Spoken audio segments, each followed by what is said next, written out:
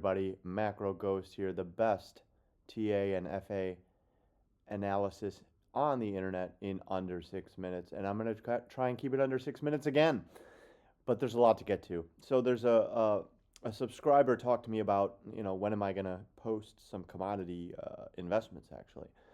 And that was a great idea. I forgot I hadn't done that yet. So I'm going to get right into it. On my screen, you're going to see global uranium ETF. I'm going to give you ETFs because ETFs have the investments in them. There's many companies inside the ETF, and you can go research the company itself, but I'll also discuss some of those companies while I'm discussing the ETF. This is what you want to see. Uranium is for new energy. It's for solar, wind, electric. It's a commodity that if you look on the weekly of the last, 14 years, it's gone down, right?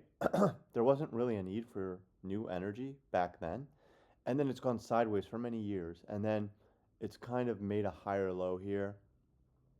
And it broke above resistance. And that's exactly where you want to start buying something when it breaks above resistance like that. There's no real time frame for buying. You just dollar cost average. It went up to 59. It pulled back down to 44, 43. That's a great pullback. If we put up the fib levels here, low to high, that's the 0.382. That's where you want to start accumulating. And then 0.50, 0.618, also probably like the golden pocket right in there in the 618 and the 786. I don't know if we're going to get a retracement to the 618. It looks like it's broken a multi-year resistance level, so I would start accumulating here and beg for prices to come back down to 37. I don't know if they're going to. Another one is the VanEck Agribusiness ETF. Here's another one, multi-year. This goes back to 2008. Is the chart loading? But as you can see, it's a multi-year resistance as well. And then the resistance flipping into support right here. So that's exactly where you want to start buying. This is where I've started buying actually, just right up here. I've bought pretty much recently. These are discussed in my Discord amongst my members who have been with me. Some of my members are investment friends that have been with me for 5-6 years, and I just started this channel because I've just figured out how to set up the channel. I'm not technology proficient. AI helped me a lot to set up the channel. And then once I get the channel set up, I have more than enough in my brain to spit out financial stuff over the last 25 years. And that's just how I see commodities. I see commodities outperforming stocks in the next 20 years. It's just a cycle, guys. Stocks outperform commodities for 20 years, then commodities outperform stocks for 20 years. Bonds sometimes outperform for 5 to 10 years. It's just based on cycles.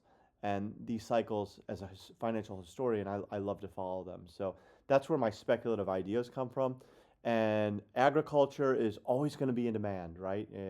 Farmland, fertilizer, hot stuff that these big billionaires like Bill Gates want to get a hold of and control.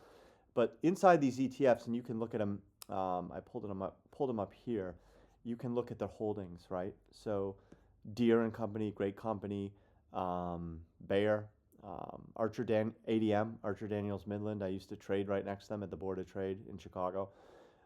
Proven companies and heavily weighted in the ETF. So you're betting on safe companies here, and in the future, you want to see this resistance support flip because that tells you that demand is actually there to buy these companies at these levels, at these price to earnings ratios, so that in the next 5, 10, 15 years, these safer companies, these agribusiness companies, they can start outperforming. And we just watch for a higher high.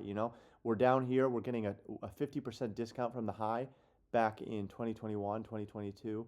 And you expect to return back to that high and even higher. So that's what a trend is. The trend is your friend. So low, higher low, higher high, higher high, higher low, and then we're off to the races.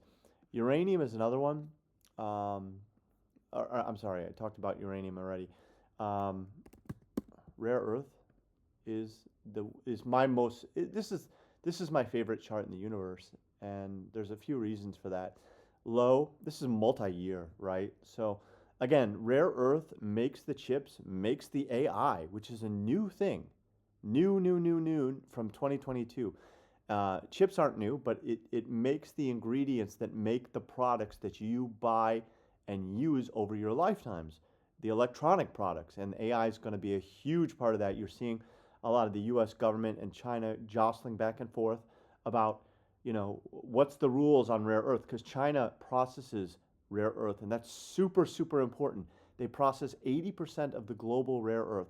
The rare earth is not rare, all right? Everybody can have it.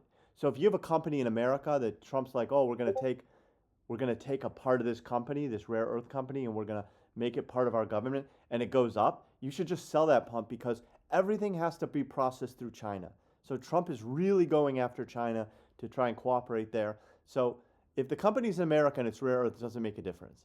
If the company's in China and it's successful, it makes a big difference. And that's what you're going to see here in the ETF. MP Materials is not in China. That's part of the U.S. government. But you see these numbers. These are all Chinese companies. They're actually numbered. This is a Chinese company. Not sure what that is. I think Spanish, but they're big weights in this REMX holdings. And then this one and this one are core holdings, are core energy, rare earth and energy companies. Lithium is not rare earth. Lithium is different, but it's in the ETF. And this Trump did take a stake in. So if you look at LAC, the ticker is LAC, you'll see a big spike. And this is incorporated in the ETF. So that's what makes this ETF a favorite of mine. So yeah, the basic material is 100% of the ETF, obviously. And it's a very diversified ETF across the world. So you're going to get China, you're going to get America, you're going to get Spain, you're going to get Australia, Chile. So really, really diversified.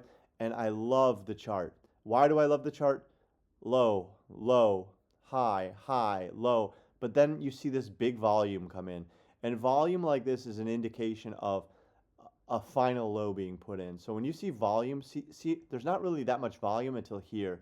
This is where all the smart money is going to come in. And this is what's going to eventually,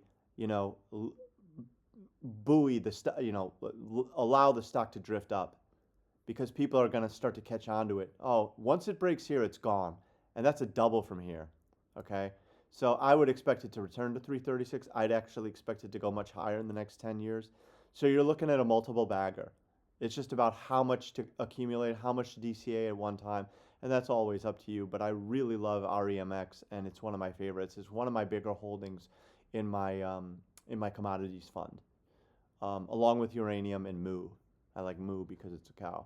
But anyway, yeah, agribusiness ETF. That's a wrap on this. So like, subscribe, comment. If you have any questions, comment with them. You're free to join my Discord. Everything's going to be free. I let the YouTube algorithm pay me. I'm just going to try and put out the best content in the world and try to be as convincing as I can. Not to really convince you to buy something, but to convince you to make up your own mind whether you want to be in this or not. That's really the point. So hopefully that was under 6 minutes. I doubt it, but let's see.